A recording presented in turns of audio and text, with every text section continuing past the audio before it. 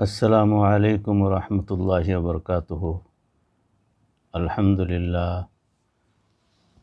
للہ وکفیٰ وسلام علی عبادہ الذین اصطفیٰ والتقیٰ والعفاف والغنیٰ۔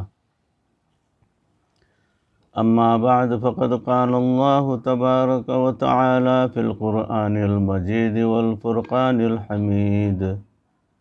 فأعوذ باللہ من الشیطان الرجیم، بسم اللہ الرحمن الرحیم۔ ألم نشرح لك صدرك ووضعنا عنك وزرك الذي أنقض ظهرك ورفعنا لك ذكرك صدق الله مولانا العظيم۔ اللهم صل على سيدنا ومولانا محمد وبارك وسلم كما تحب وترضى عدد ما تحب وترضى۔ محترم حاضرین، ناظرین، سامعین، بھائیوں، بزرگوں اور دوستوں، معزز خواتین، ہماری ماں بہنوں، تصوف کے عنوان سے جو موضوع چل رہا ہے وہ ہے ایمانی زندگی کے تقاضے۔ اسی موضوع پر پچھلے کچھ بیانات آپ کے روبرو پیش کر چکا ہوں۔ اسی سلسلے کی اگلی کڑی آپ حضرات کے روبرو پیش کر رہا ہوں، سماعت فرمائیں کہ طلبہ کے لیے ایک اشکال اور اس کا پیارا جواب سماعت فرمائیں۔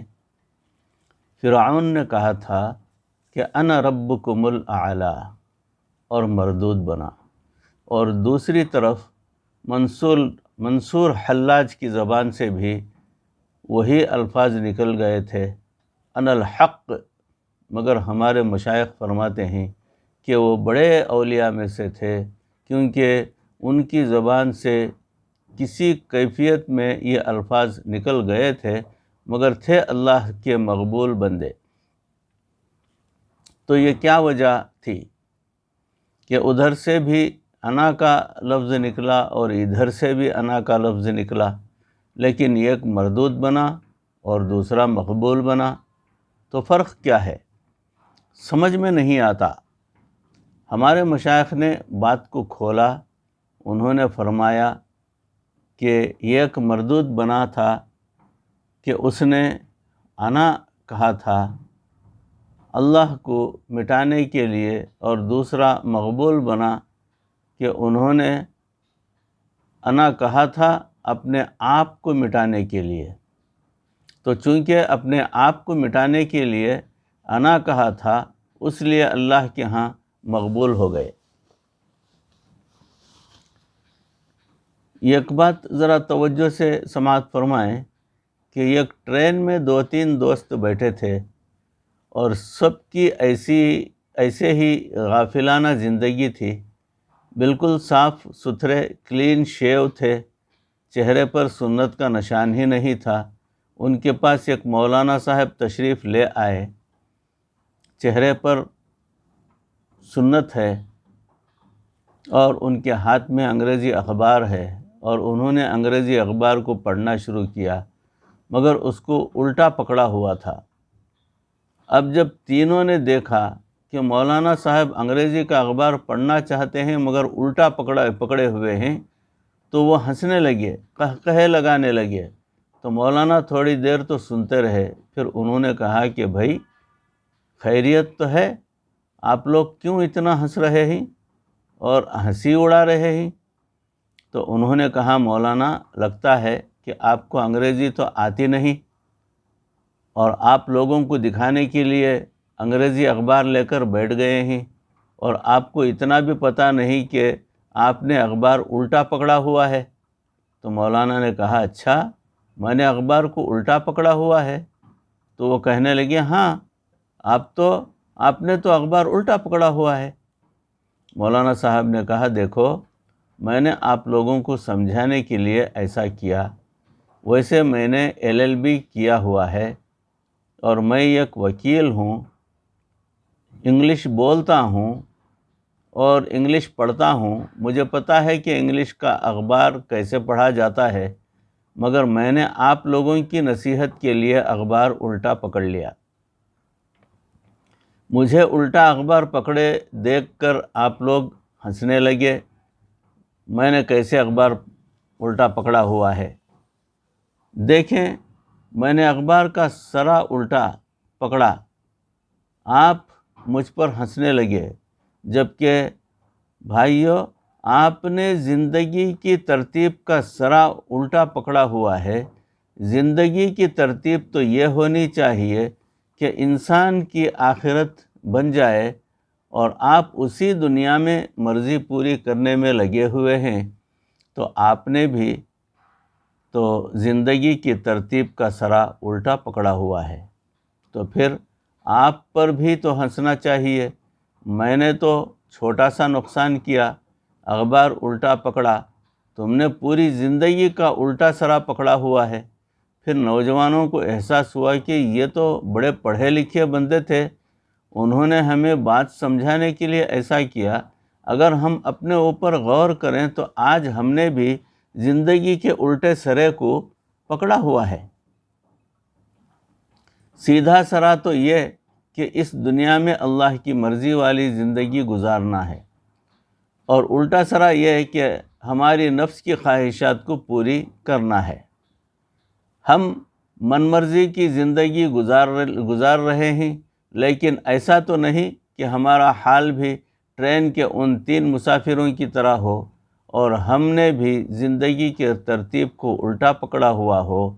اگر الٹا پکڑا ہوا ہے تو آج کی اس محفل میں ہم سچے دل سے توبہ کر کے زندگی کی ترتیب کو ٹھیک کرنے کی کوشش کریں، اور من چاہی زندگی کو چھوڑ کر رب چاہی زندگی گزارنے کی کوشش کریں اور اس کی نیت کر لیں۔ آپ اس اجتماع میں اپنا کچھ وقت لے کر آئے، اب آپ کو چاہیے کہ اس وقت کو قیمتی بنا لیں۔ اس سلسلے میں کچھ لوگوں کا خیال رکھنا ضروری ہے۔ ایک تو اپنا وقت ذکر و فکر میں گزارنا ہے، غفلت میں ایک دوسرے کے ساتھ حقیقت احوال گزارنے میں، کارگزاریاں سنانے میں وقت ضائع نہ کریں، پورا وقت ذکر و فکر میں گزارنے کی کوشش کریں، ایک لمحہ بھی دل اللہ سے غافل نہ ہو۔ دوسرا، جتنا وقت یہاں لے کر آئے ہیں اس میں تسلی کی نمازیں پڑھنے کی کوشش کریں۔ ہر نماز کے وقت میں یہ نیت کریں کہ اے اللہ، مجھے آپ کے یہاں پہنچا دیا، اب میں تسلی کی چند رکعات آپ کے سامنے پڑھتا ہوں۔ یہ جو بھاگی دوڑی کی نمازیں ہیں یہ نہ پڑھنا۔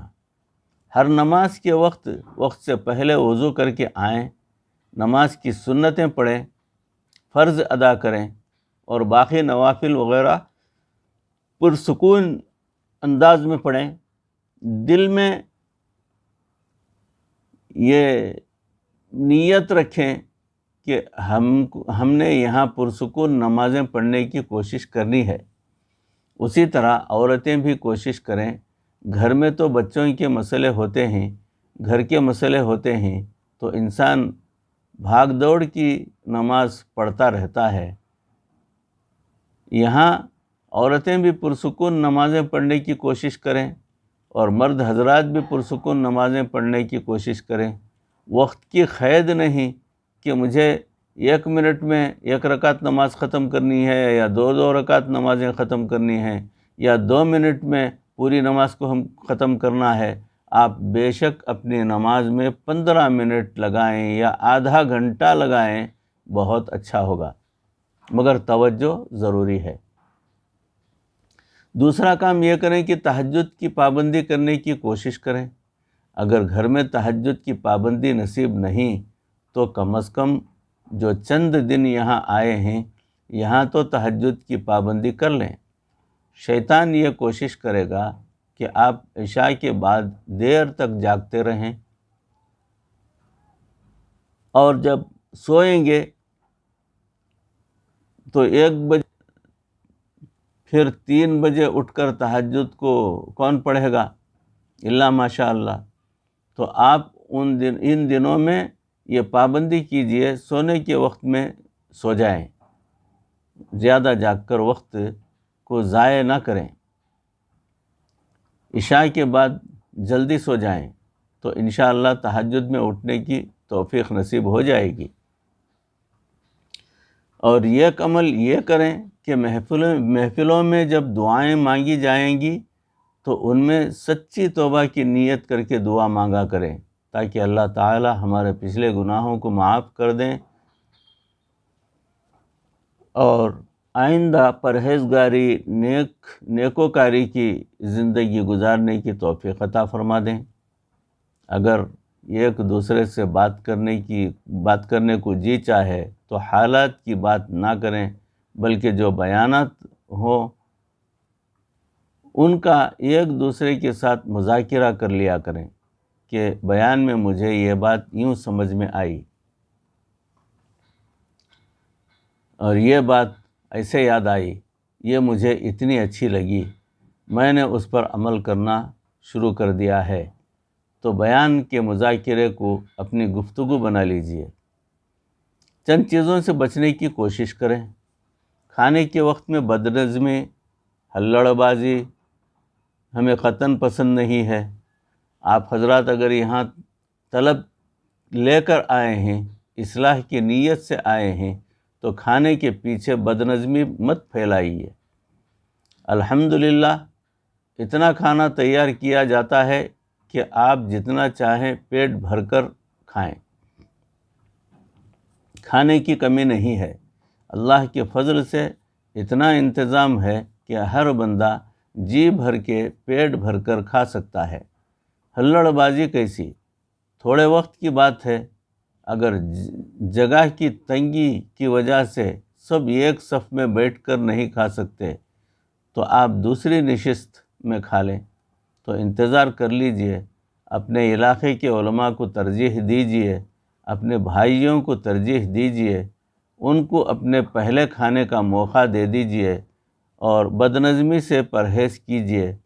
ہم نے اس اجتماع میں بالخصوص خلفاء حضرات کی خدمت میں گزارش کی ہے کہ وہ اپنے اپنے علاقے کے لوگوں کو کھانے پر بیٹھے دیکھیں اور اس بات کی تسلی کریں کہ ان میں سے کوئی بندہ ہلڑ بازی اور بدنظمی پھیلانے کا باعث نہ بنا ہو۔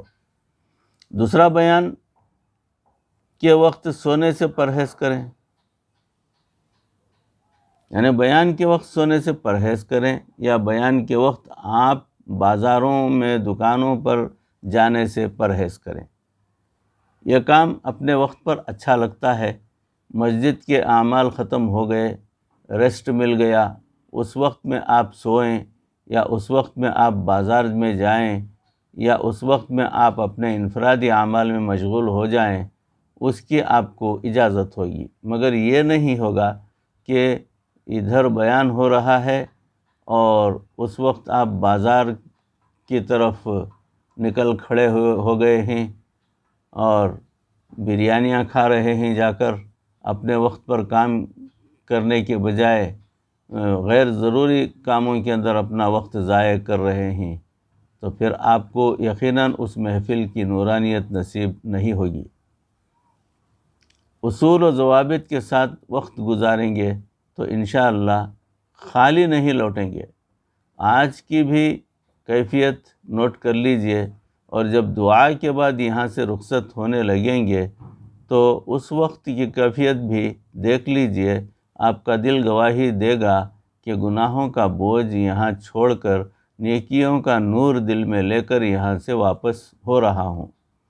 اللہ رب العزت کسی کی محنت کو رائیگاں نہیں فرماتے، بلکہ صاف فرما دیا، انی لا اضیع عمل عامل منکم من ذکر او انثی، مرد ہو یا عورت ہو، میں کسی کے عمل کو ضائع نہیں کرتا۔ تہجد میں چند ایک دعائیں ضرور مانگیں۔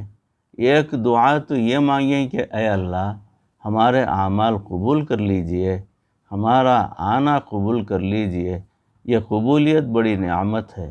ایک بندے کا ایک حبشی نوکر تھا، اسے اس سے بڑی محبت تھی، اس لیے اس کا اصل نام تو عبید تھا، لیکن اس نے اس کا نام یوسف رکھا ہوا تھا۔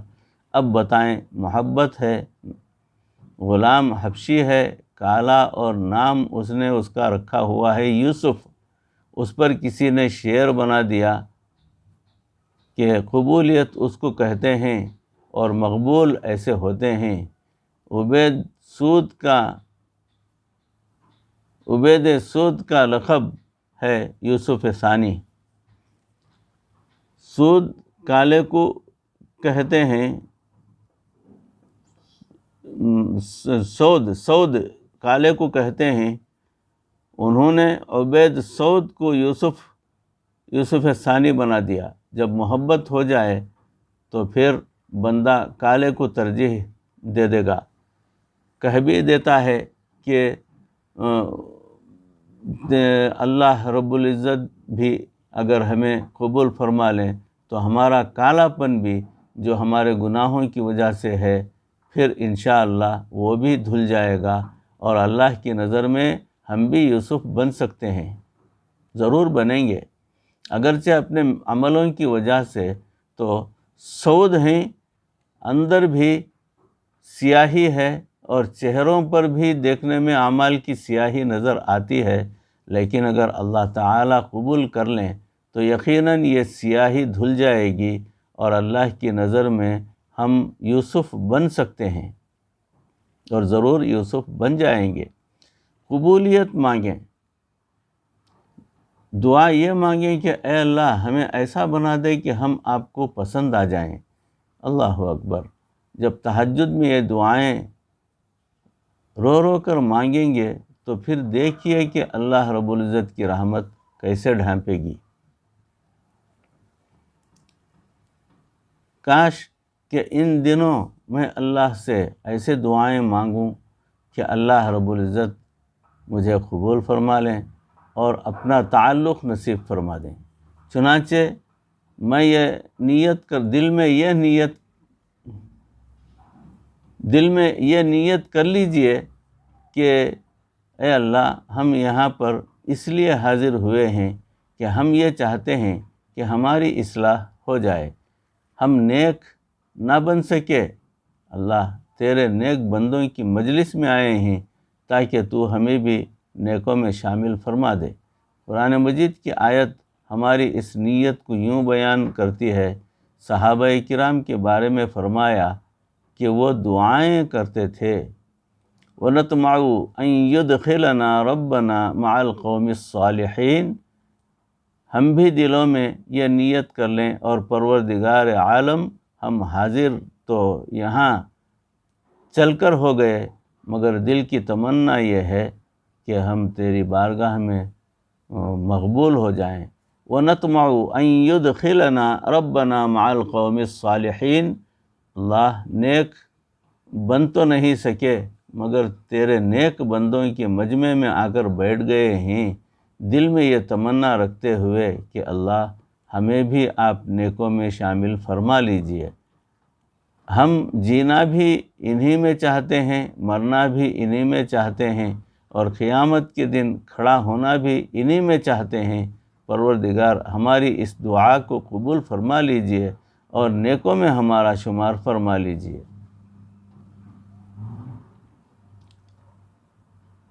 امید ہے کہ اللہ رب العزت ہماری اس حاضری کو قبول فرما کر یقیناً ہمیں پروردگار نیکوں میں شامل فرما لیں گے۔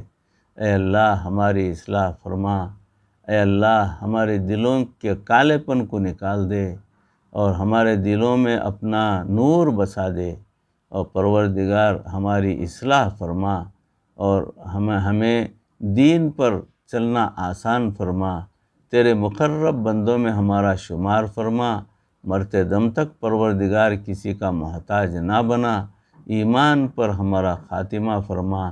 وآخر دعوانا ان الحمد للہ رب العالمین۔ السلام علیکم ورحمۃ اللہ وبرکاتہ۔